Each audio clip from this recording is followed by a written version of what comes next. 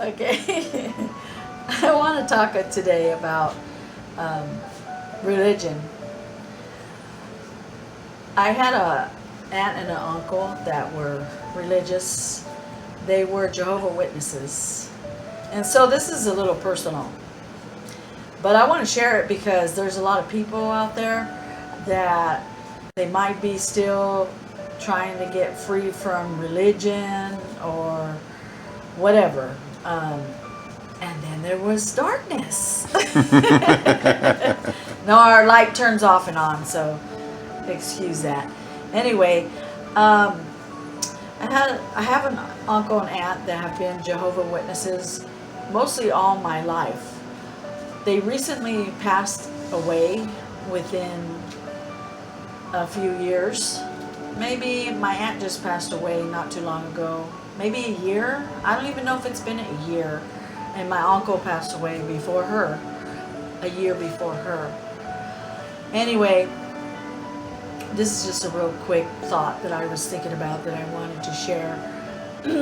They have children, grown children, and they raise their children in religion because Jehovah Witnesses are religious people. And one of their daughters, she came out of the religion. And ever since she came out of the religion, my aunt and uncle shunned her.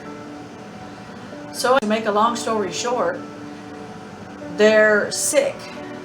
They have cancer, I believe. They're dying. And their daughter, the one that they shun, she wants to go see her dad before his last days. She just wants to see her dad. She wants to go talk to him and see him. And her dad says, no. So he dies and he passes away and didn't allow his daughter to come and see him.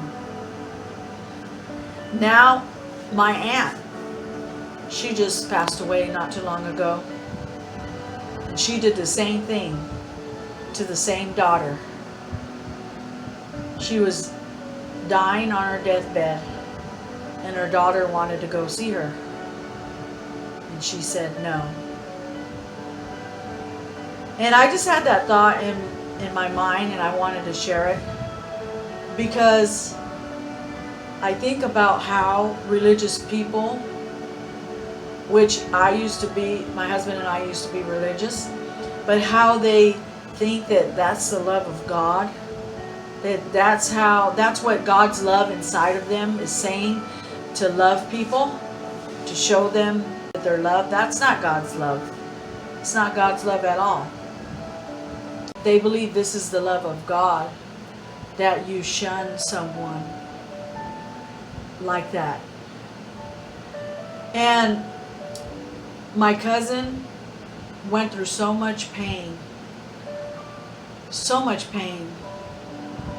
because she wanted to go see her parents, and they wouldn't allow her to come and see them because they believed that just because she wasn't for their religion and their beliefs, that they were supposed to shun her this way. That God says to do that. And that came to my mind, and I wanted to share that because that is so awful and wicked to me. It's such lies of Satan.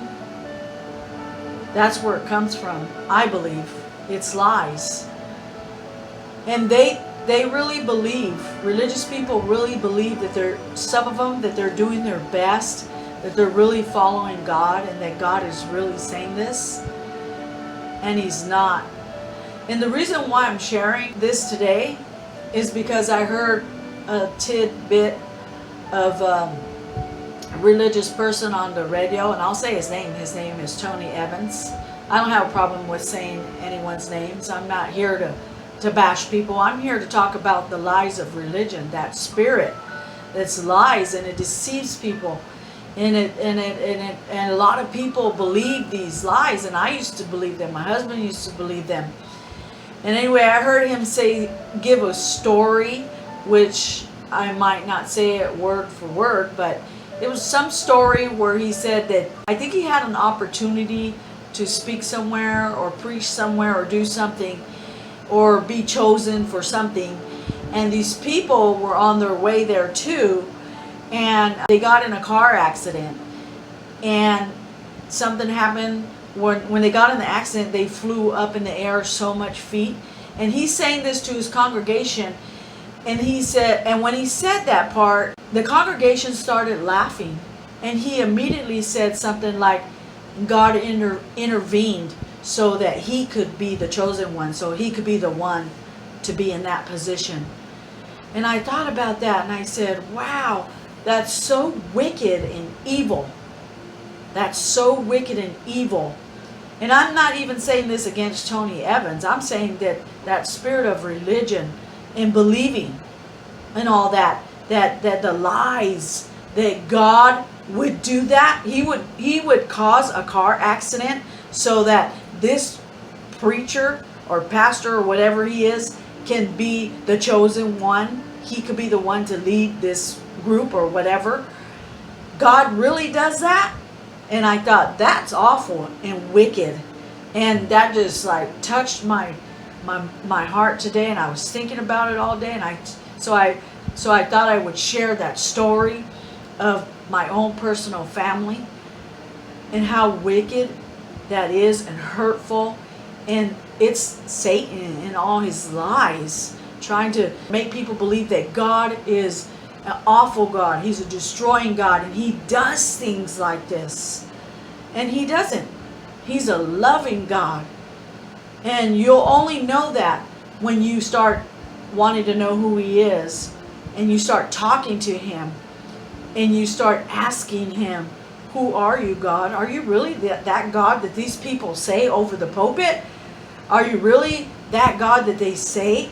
Do you cause accidents? Do you cause things to happen where people are being hurt and destroyed so that other people can be lifted up?